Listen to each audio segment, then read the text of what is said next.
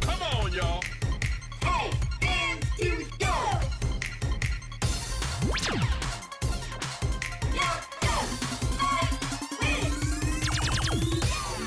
Welcome to the Cheer Chronicles Podcast with Rosie. Hey everyone, welcome back to another episode of the Cheer Chronicles Podcast. I am your host, Rosie, and on this episode, I want to talk about my pet peeves for cheerleading, or as some of my beige or baddies call it, what gives you the ick about cheerleading. So first of all, I want to talk about something that gets on my nerves a bit, which is when people start talking and telling me that cheer is not a sport, because they are not fully up to date on what the sport has become and the things that it offers to the athletes. They also aren't aware of how much the athletes work to get where they need to be skill level wise, mentally, physically. They just have no idea. So of course, this is a huge pet peeve of mine that people don't think this is a sport still today in 2024. Shame on them, right? So another pet peeve is not winning. Obviously, as a cheer mom and cheer coach, that bothers me. So it gives me the ick when we don't win. So there, I said it. Another pet peeve, and I'm going to explain this one, is the parent viewing area. So this doesn't really happen to us at our cheer gym or even with the teams that I coach, because I prepare my parents and let them know. But it gives me 1,000% the ick when parents are just standing there with their phones up recording and no one is cheering the athletes on, and it is silence from the parent viewing area. I feel like I'm so used to us yelling and screaming and clapping, and we have whistles and all kinds of noisemakers. And why doesn't everyone do that? Like, why can't we assign just one person to record the team while they're out there on the mat and everyone just be super, super excited to be out there and cheer them on? Instead, the team is looking at a bunch of phones up and everybody looking at the screen of the phone instead of looking at the team on the mat. So that definitely gives me the ick. Another thing as a parent that gets on my nerves is the backpacks. What is in the backpacks? And you guys, some of these things I am super guilty of. Like if I've ever knocked you over with my kid's backpack at the parent viewing area or just in general in a cheer competition, I apologize. I know how annoying that is. What is in these backpacks? Now, in the last few seasons, I try and make sure that what my kids have in the backpacks are necessary. Like, do we need 15 Squishmallows in these backpacks? No, we don't. Do we need all the extra Band-Aids and the Tylenol and all the extra hair ties? And probably not. But they're so heavy. What are we doing? And then we walk around with them because, the kids aren't carrying them. It's the parents. And then we're turning around and hitting someone with the backpack. So I apologize, but that definitely is a pet peeve of mine while we're in the competitions. Also, here's another pet peeve. Why aren't people moving? Why must you stand in the middle of a busy intersection in the arena or the convention center where people are just trying to get by to go see their kid, and you're not moving, you're just standing there kind of lollygagging? Why are we doing that? Please move with a purpose. Some of us are trying to get to the parent viewing area. Some of us got to get to the bathroom. Can you at least look at your phone, over to the corner so we can get by you? It just kind of gives me the ick as well. Another thing is food vendors. So not too long ago, we were in Orlando and I go up to one of the vendors in between my kids competing and I asked, how long are you guys here for? Because if you've ever been to a cheer competition, right before awards, they start closing everything down, right? Right before awards is done. And sometimes awards between, the cha-cha slide and the church clap, it could be 30 minutes before we're out of there, right? Sometimes 45, depending on how many Taylor Swift songs they played. Shout out to Taylor Swift. We love her. I'm a Swiftie. So I asked the vendor, how long are you here for? And legit, this lady looked at me and was like, I don't know. And I'm like, you don't know how long you're working for? And she's like, no. And I was like, well, that's interesting. So something that gives me the ick as a parent is when the food vendors don't know how long they're going to be there for, because I may be craving whatever you're selling a little after awards. And I want to know if I could come back and buy it. Right? So that gives me the ick, you guys. Like, they should know how long they're going to be open. Like, for real. So crowd participation. Again, we need to be in it to win it. Right? And so it's super important, I feel, to me, in my opinion, that we are cheering these kids on. So we need to make sure that we are participating 100%. And I don't know about you guys, but as I was talking to the Bay Door Baddies the other day, and by the way, if you don't know where the Bay Door Baddies is, it's the parents outside of Top Gun, Southwest Florida. That's what I've named you. So as I was talking to them, they reminded me that it kind of gives them the ick. And we're all guilty of this. I mean, let's be honest. But when people are recording our routines, I'm like, excuse me, why? And I get why. I totally understand. But it still gives me the ick. Like, I don't want you recording. Like, I legit want to stand in front of the person, but I don't. So yeah, that's a pet peeve. Another pet peeve. I'm a pause. This needs a pause and recognition. A few minutes later. And I am guilty of this as well. And I try not to, you guys. I really, really do. I try not to do this for sure. So hair and makeup in the middle of a busy hallway. Again, so you have the people not moving around, right? Like the one I just talked about a few minutes ago. And then you have full hair and makeup happening, like brushes out, the hot iron for your hair is out and plugged in somewhere in the middle of a hallway in the convention center. Why are we doing this? Why? Why do we do that? Like, first of all, I feel like it's a safety situation going on there. Also, maybe even a fire hazard. I have no idea. But that is something that I don't understand. And it definitely gives me the ick when people are doing their hair and makeup in the middle of the hallway at a cheer competition. Come prepared. And don't come for me when you see me doing it with my kid. Just know that I had a hard day. And I know that they probably are too. But sometimes it's the same teams every time doing it. Like, it wasn't just, hey, I had a hard morning with the kids and, I didn't do my hair. Maybe I got to do that. But sometimes it's the same teams. Like, it's a pattern. I don't know. Lastly, as a parent, this gives me the ick. Huge pet peeve of mine. And I try 1,000% not to do this to other parents in the parent viewing area. You guys, why are we not moving out of the way so that the parents whose kids are about to perform are able to be front and center at that parent viewing area? Like, I totally understand we want to make sure that we support all the teams, right? Support the gym. I know that their friends want to be front and center and watch them and cheer them on.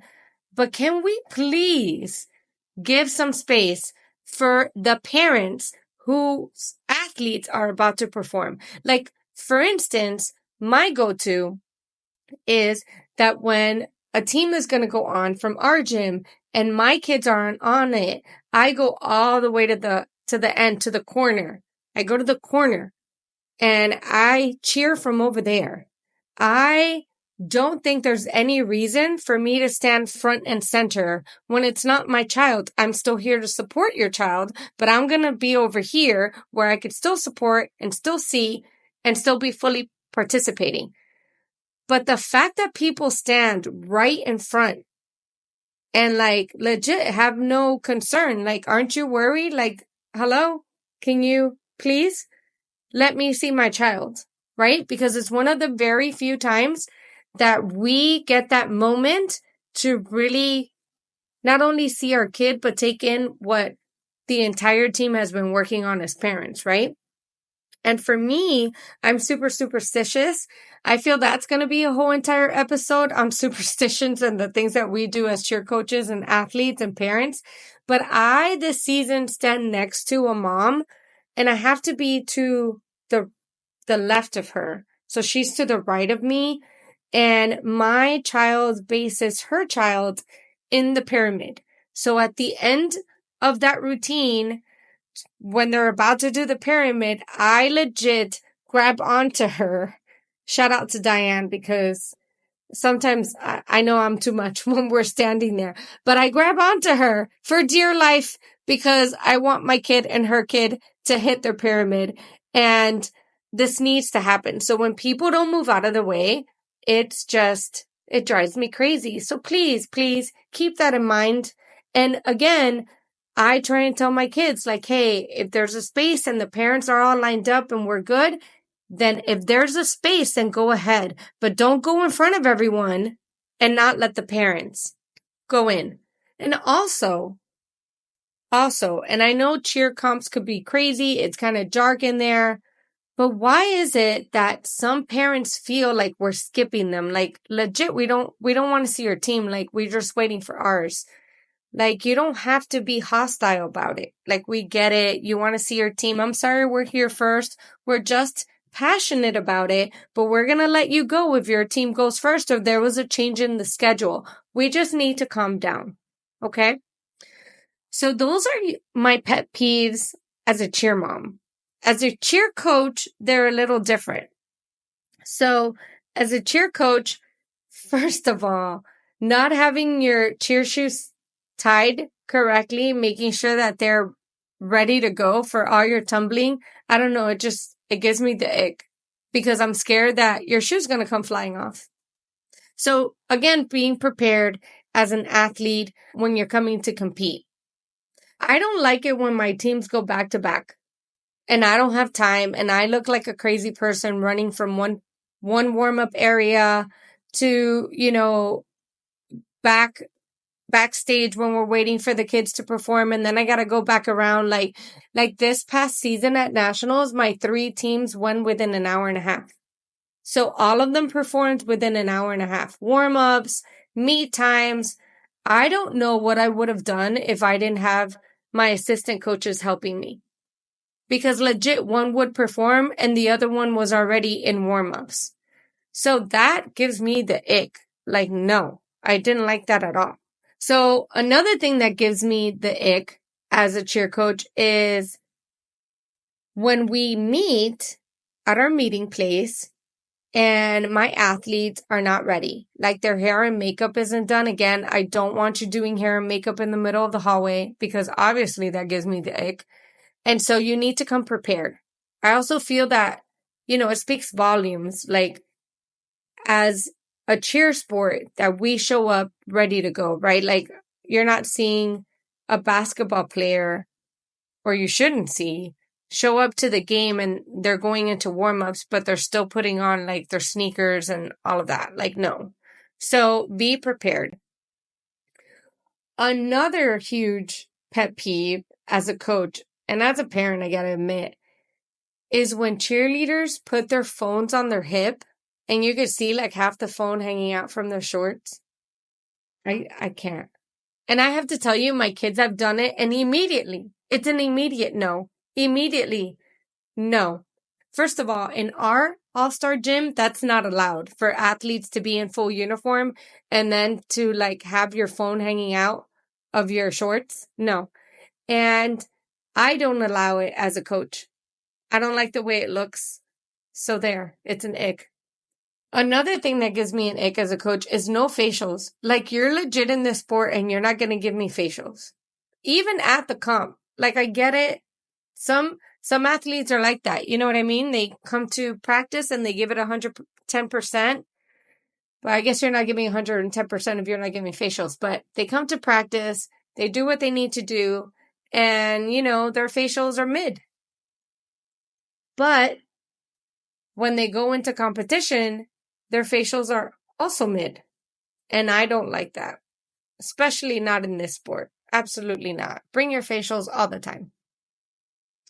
Another thing that gives me the ick, and I don't experience this a lot with my cheer teams and or with the all-star gym, but obviously when we're at cheer competitions, we see it quite a bit, is when a team is struggling. Those routines that, hey, they went out there and they're just not hitting. Like all the stunts are falling down, the jumps are off, or oh my gosh, if something happened with the music, like it's better if the music stops and doesn't start again than if it stops and starts and you're now in the wrong part of the music, wrong count, the whole thing. And seeing athletes give up in the middle of the routine, like literally shrug their shoulders, like it is what it is. I try and prepare my teams for situations like that, especially my elementary team. Like in the middle of a practice, we'll turn off the music, we'll turn the lights off, like whatever the case may be that may happen in a comp, just so that they're prepared. But the last thing that you want as a coach and even as a parent is for the whole team to give up. Like I've literally seen people be like, put their hands up, like, we can't do anything, it's fine. And not even go into the dance when it's time to do the dance, even though people are counting for you and people start cheering you on, because obviously, you're not having your best routine. So that gives me the ick, you guys. Let's not give up. Also, I'm not a huge fan of the athletes eating a bunch of junk before they go perform, because in the past I've had terrible experiences, which, athletes get nervous before they hit the mat for the most part, right? They're pretty pumped up, but the adrenaline is kicking in, but so is the nausea. You know what I mean? So I don't like when they're eating a bunch of junk before they hit the mat. Like, let's not do that, because once the nerves kick in, then you're gonna, probably want to vomit. And that's not a good situation before you go on the mat or during the mat. So again, I try and tell my parents, hey, let's not feed them a bunch of junk, not a bunch of sugar, candy. Let's make sure that they're having a good breakfast or a good lunch, something healthy that will settle well in their stomach, right? Oh, this gives me the ick big time, and I have a little story to go along with this, so story time. Here we go. Cheating on conditioning when athletes don't fully do their conditioning. Oh my God, absolutely not. So here's a story. One day, I'm standing out there, right? Baydor Batty, watching her kid at cheer practice. And yeah, you guessed it. This is my youngest. So here she is. And after practice, the whole team had to do bear crawls, right? This is at the beginning of the season, so there's a lot of conditioning still going on. So her coaches, both of them, kind of had their back turned to the athletes. And this girl legit looked over at the coaches and just started walking. Like advancing in her conditioning position without actually doing the conditioning. I was outraged, and I kept thinking, are the coaches going to turn around and catch her? And I kept hoping for that. But they did not. So when she came out, first of all, I told her, how dare you, the audacity of you.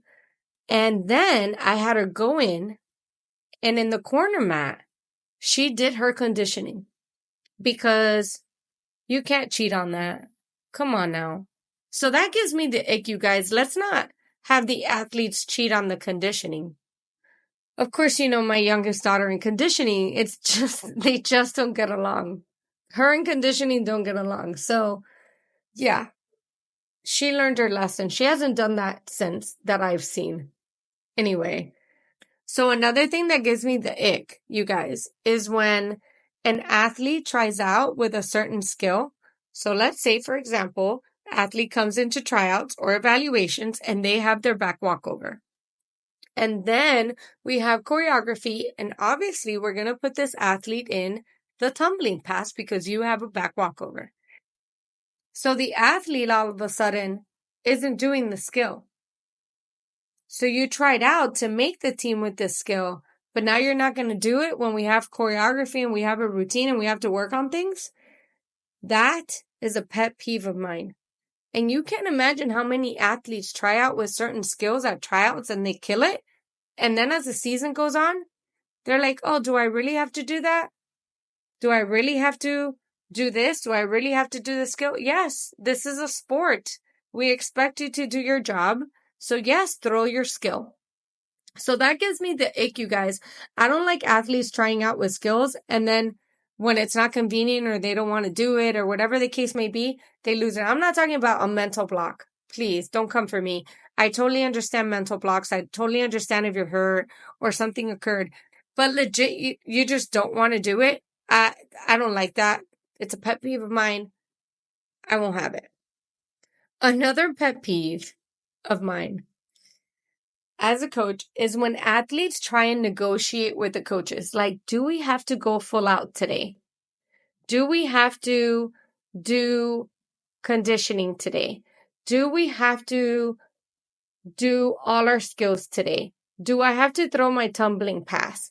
You are not here to negotiate with your coach. So yes, you do have to do your skills. You do have to go full out. You have to do all of those things. So I don't like it when an athlete try and negotiate with you as a coach. It's annoying. It's counterproductive at practice. So let's not do that as athletes. Let's not try and negotiate with the coaches. And also, I don't like coaches negotiating with athletes. Like, if you do this, we'll be all done early. Or if you do this, practice will end. Or if you do this, you could then, hang out. Like, no, you're here to work. This is a sport. So if you do this and it goes well, we're just going to try and do it again and perfect it some more. Right? So those are my pet peeves of cheerleading as a coach and as a mom. All right, y'all. That concludes another episode. I'll catch you all on the sidelines of our next episode of the Cheer Chronicles podcast. Bye.